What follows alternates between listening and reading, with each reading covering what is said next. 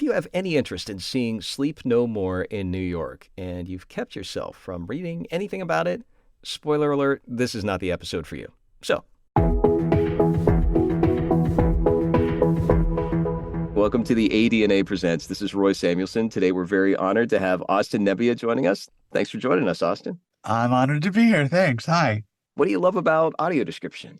Oh my gosh. As a legally blind person myself, I wouldn't say it's been like a huge part of my life, but it's been a noticeable part of my life. I remember going to the library when I was like 4 or 5, and you had to get audio description baked onto VHS tapes at the time, and you had to go to like a special room in the library to watch them. And I remember doing that. I think it was with the audio described version of Mary Poppins I tried watching. And it was one of those weird things where I remember watching it and I would occasionally like close my eyes and I could see the action happening on screen, but even so, I would close my eyes and I would be like, what would this be like for somebody who sees less than I do? Would they be able to get the same kind of enjoyment out of this as a sighted person would? And it's a fascinating trade. It's a thing that I have always had an interest in, and I hope that I'll eventually be able to gain some more experience in it.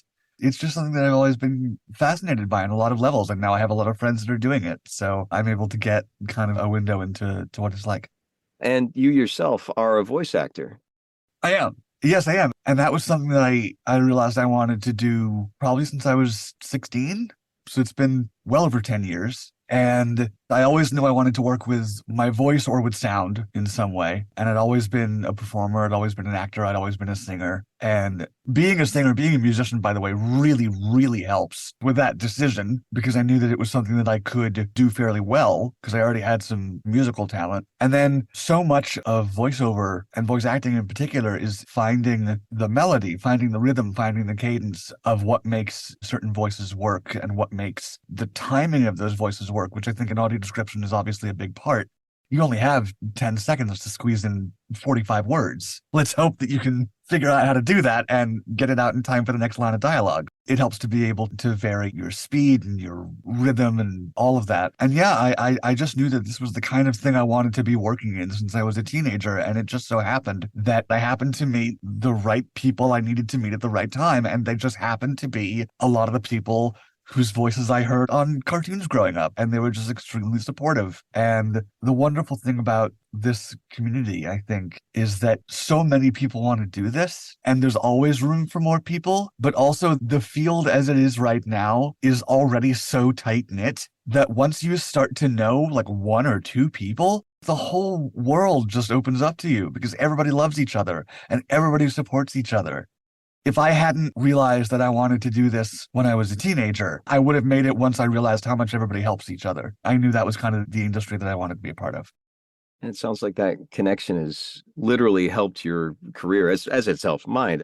Those community connections, that ability to learn from other people and grow has helped everyone. Yeah, immensely.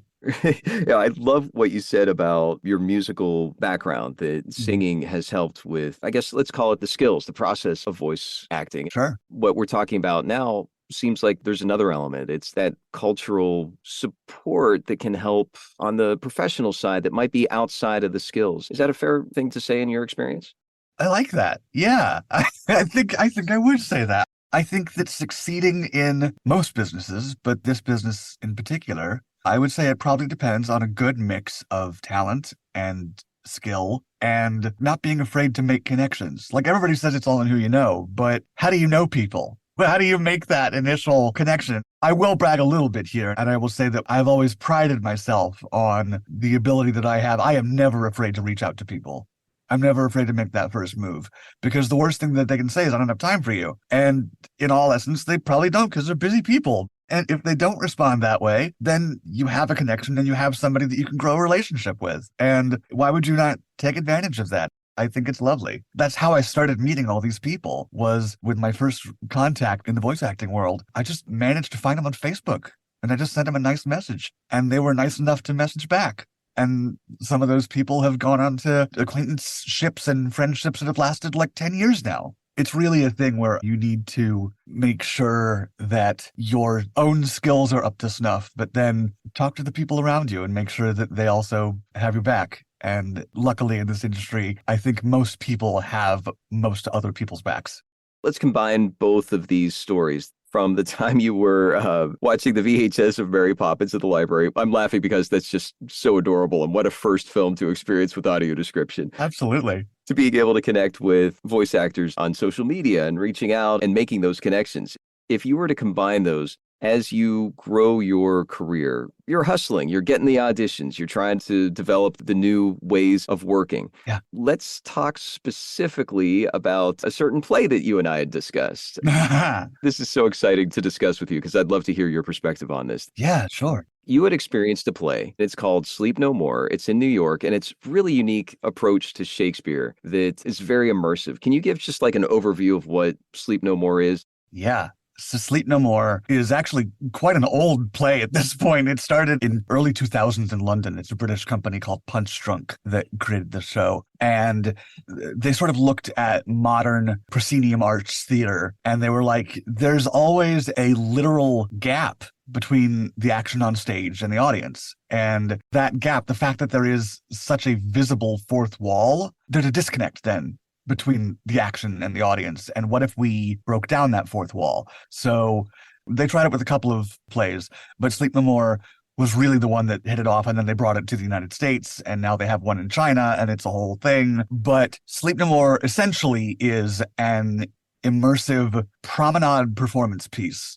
So there's no seats. There's no theater, no traditional stage. You are, at least in the New York one, you are wandering around on your own through a gorgeously detailed 5-story warehouse in the middle of Manhattan. You're wandering through about 100 different rooms, and you are watching these performers as they go through the rooms with you, and you're following them and seeing what their individual stories are. And you're having these moments of occasional connection with these actors, in some cases, physical connection. It just becomes this very vivid, dreamlike kind of atmosphere while it is telling the story essentially of Shakespeare's Macbeth with a very dark kind of setting update to roughly late 30s, early 40s. So it's very Hitchcock, very film noir, lots of dark alleyways and lots of Glenn Miller playing on the radio.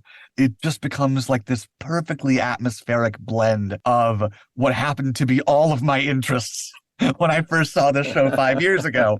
For being an off-Broadway show, this is, except for obviously the 2 years that we do not speak of when everything was closed, this show has been running uninterrupted since 2011, which is crazy for an off-Broadway show. And it's still going. I could go tonight if I wanted to.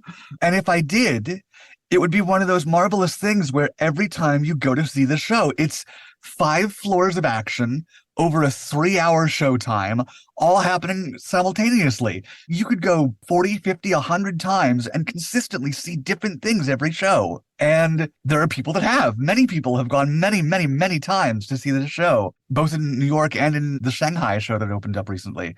It's just become sort of this underground phenomenon. One of the wild things about it to me is that this is a show where obviously the audience does not talk. You're an audience. But also mostly the actors don't talk. It's mostly, except for the music being pumped through the building, it is a dialogue-free show for the most part. It's done through a lot of dance, through a lot of fight choreography, through a lot of just kind of occasionally intense eye contact. And it always struck me as ironic that me as a voice actor, that one of my favorite places in the world to go is a place where nobody talks. And the fact that you have to make these non-disabled people have to make these connections by kind of going out of their comfort zone, not only in the sense of being in this weird theatrical space, but also you have to start to understand things non-verbally without the use of dialogue. And after you go a couple times, that starts to become a lot easier. But the first few times, it is very confusing to figure out what you're seeing sometimes. And it was just a real wake-up call that, like, there are lots of different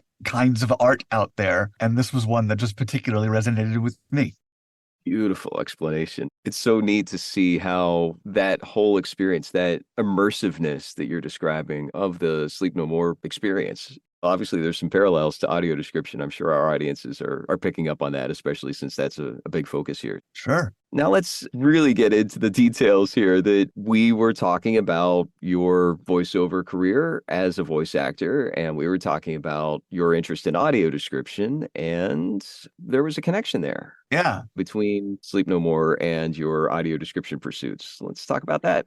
Yeah. So I remember I'd hardly ever seen a light bulb moment happen like this in real life before, but it was so cool. You had a moment where you were like, well, wait, you do voiceover, you do audio, and you love this thing that has essentially no verbal cues to let non-abled people know what's going on in this theatrical space. Why wouldn't you reach out to these people, to the team that runs this show, and ruminate and think up some ideas and see if they might be able to start becoming more accessible for blind and visually impaired guests to be able to go through the show the same way as a sighted person would. And I just thought that was such a brilliant idea that nobody had ever come to me with. And it's not, not just me, but like I'm in a Discord server for this show. There are nerds that go very, very hard for this show. And nobody there had ever brought it up either.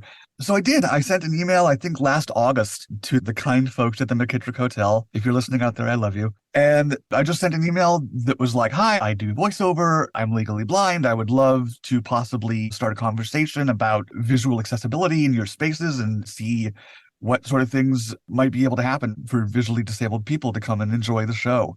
I wasn't expecting anything because 2 months passed and I got nothing. And I actually had to go back and check my sent emails to make sure I actually sent it. But in November of last year, the current director of performance reached out to me and she said, it's so funny that you're writing to us about this because at the moment, me and one of my associate producers are actually trying to actively incorporate some more accessible elements into the show. And we're trying to brainstorm and we're trying to come up with things. So why don't we, in an effort to facilitate kind of research, I guess, give you a free ticket to the show and you can come and have an experience and we'll do like a little interview at the end and you can just kind of tell us what your experience was like tonight and who you followed and what you saw and what you did. And we'll be able to kind of glean from that, maybe possible steps that we could take in the future to implement some more accessibility for people that wouldn't be able to see this kind of art as easily as other people. And I just thought that was so incredibly cool and sweet of them.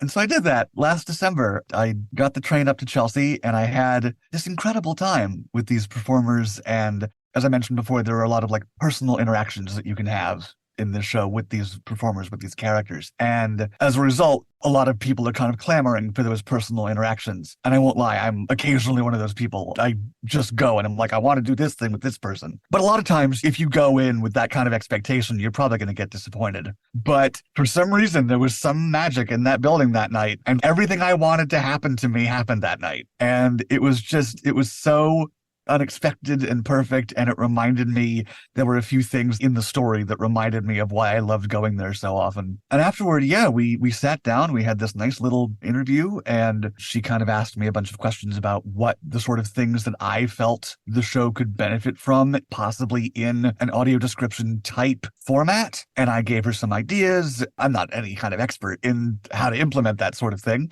but I gave her the few ideas I had, and she seemed to like it. And who knows if any of that will actually become implemented in future performances of this kind of thing. But I just thought that it was a wonderful action on their part, that they were seriously considering this kind of thing in the future. And I was just so excited and honored and all those other words that they looked at my email and they were like, I think this guy might be onto something. Let's talk with him. Again, don't be afraid to reach out to people. You might get a free show out of it. I don't know. It just became a real reminder of this is why I do what I do. This is why I love the things I love, because everybody just wants art to be accessible to people, especially in this kind of a thing. And with this specific of a show where I would venture to say that at the moment, a lot of immersive art is not particularly accessible to differently abled people. It really becomes, I think, the mark of a good institution when they are willing to consider how to possibly broaden their accessibility. And I think that the folks at Sleep No More did a really nice thing with that. And one of the things I'm really hearing you reemphasize is that not being afraid to reach out, that this whole experience that you had in reaching out to Sleep No More, you took the risk of sending that initial contact and then you waited for a few months, that sometimes things take a lot more time than what we assume they need to or should. Yeah. There was a patience part, and there was also this part, I'd imagine, and I don't want to put words in your mouth, of you during those 2 months before you heard back from the director of performance. I'd imagine that there was questioning, there was second guessing. It's like, oh, maybe I should keep emailing them, or maybe I should do this. Absolutely. Yeah, definitely there was. I don't know why I didn't. Because usually if I have the thought in my head of, oh, I got to follow up with them, usually I do that. But I think in this case, because it's an institution that I respect so much, I didn't want to be a bother. I didn't want to inundate them with a bunch of emails from a super fan who just happens to be a visually impaired voice actor. If I may, the other flip side of that is that there's a lot of people that would feel like that first initial contact would be as you said, in this context, a bother. But I'm finding this really great balance. I'd imagine if you hadn't heard back from them in like 3 months or 6 months, that you would have done another follow-up just to be like, hey, maybe you missed this email. Yeah. But let's go back to that bother part, because I think this is something I'd really want to emphasize. You said it so clearly, never afraid to reach out. That is part of you as a voice actor, that you have to reach out to get work. Yeah. In this context, you are reaching out to something that you've found immense pleasure in. It's like, this is something that you really love. Yes. And I'd imagine that there were all sorts of conflicting feelings happening. First of all, sending the email and then waiting those 2 months to get the response. It's so great to hear how you've modeled this in the sense of, I saw a gap and I wanted to fill it. And again, let me say, sir, I would not have thought to fill that gap if you hadn't informed me of it. I appreciate your initiative in that regard as well. Credit where credit's due. I've got to jump in here. Yes, I do suggest that, but I suggest that a lot. And there's a lot of people who don't. But you took the step. That's what we're focusing on here, that you took that step. That surprises me. I wish more people would. I had this amazing experience with this thing I love because I sent one email. Who knows what could happen? Yeah, sometimes it's a crapshoot, but that's most things, especially if you're in the performing arts. You've got to be willing to take that risk. Like I said, the worst thing they can say is either no response, in which case you send a follow-up, if that's your thing, or they do respond and they say, I don't have time for you. And that is a valid response. You can't be hurt by a valid response.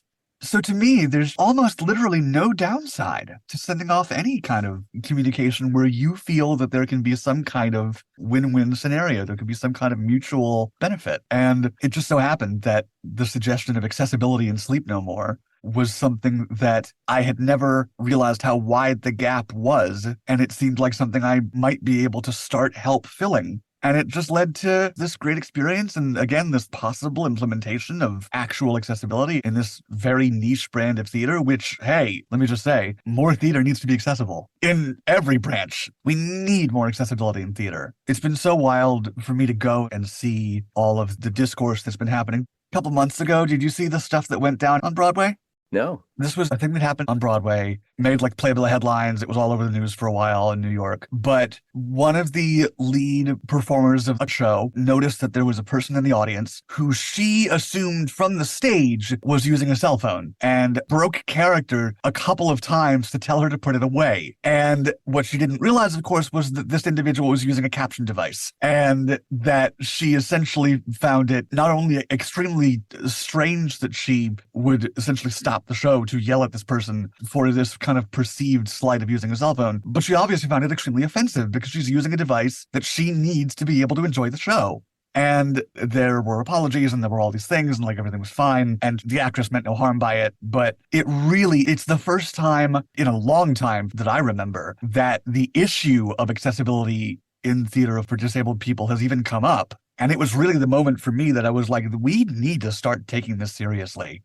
It's been one of the things I love about the public theater with Shakespeare in the Park. Every year, every summer, when they do Shakespeare in the Park, they partner with, I'm not sure if you're familiar with TDF, the Theater Development Fund, or TAP, which is TDF's Theater Access Program. Those specifically are initiatives that the public theater partners with to specifically make sure that at least some performances are accessible to families with children with autism, to families who need sensory-friendly performances, who need audio-described performances, who need seating in the first couple of rows of a theater. They set aside a couple of performances per show, and they take a block of seats, and they're like, okay, this is our TAP section. Everybody with any kind of accessibility accessibility need, they go here, and it's within like the first 20 rows of the stage so everybody can see. I love when organizations do that. It really, really makes it clear to me just how essential this kind of program needs to be, because theater and art should be for everybody. And I love that they're able to do something that brings that kind of accessibility to the people who actually need it. It's very cool. Yeah, and that coolness comes from that building of awareness in the sense of Yes. let's see if we can get to the point where we don't need to issue an apology. We let people know ahead of time that Yep. here's some experiences that might be outside of your familiarity or your habit or your day experience, but Yep. other people's experiences are different, and Yep. that's part of the joy here of finding ways to make it work, which brings it back to that experience that you created for yourself and likely many others who are disabled, whether they're blind or low vision, to be able to experience this show. And Yeah.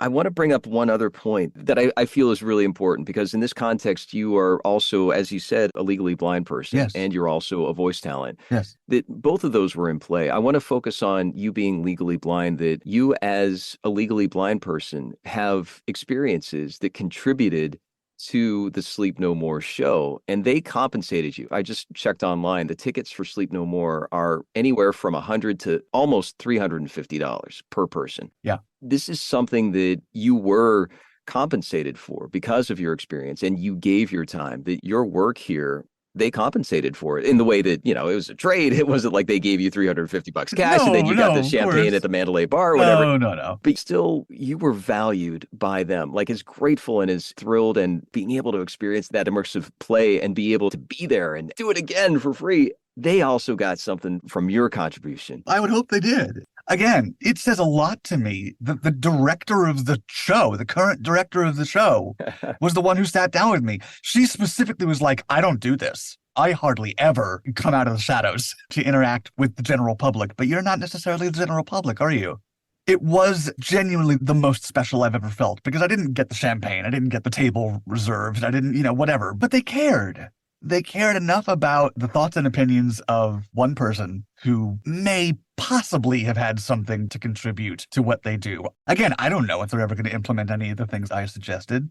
Maybe they will, maybe they won't, but they cared enough to listen. And in this age, to me, in this era where so much of our media and our discourse is us shutting each other out, I felt that for this company that I love so much, to be able to sit down and listen was just a wonderful experience. Great to hear. And thanks for clarifying that. Yeah. Is there anything else you'd like to share with our audience? Don't ever be afraid to reach out. You never know what people would say. I try to generally assume that people are at their heart good. I try to be that way because I feel like that kind of optimism is needed. If you don't hear back from somebody, or if you are wondering if you should go out and do that thing, go out and do that thing. Do the work, put in the time. There's genuinely no telling what'll happen if you do, but you definitely know what will happen if you don't. What was that, Kobe? You miss 100% of the shots you don't take. That's what this is. Get out there and just see what can happen, because you really never know. And it could be something that really changes you. I think it's very needed, having those moments of realizing, oh, I should do this thing, and then being afraid and then not doing it. That's a missed opportunity. You got to get out there. You got to do it. Austin, how can we follow you online or social media? You could reach out to me at my website, which is just austinnebbia.com, Nebbia. I'm on Facebook. I'm on Instagram.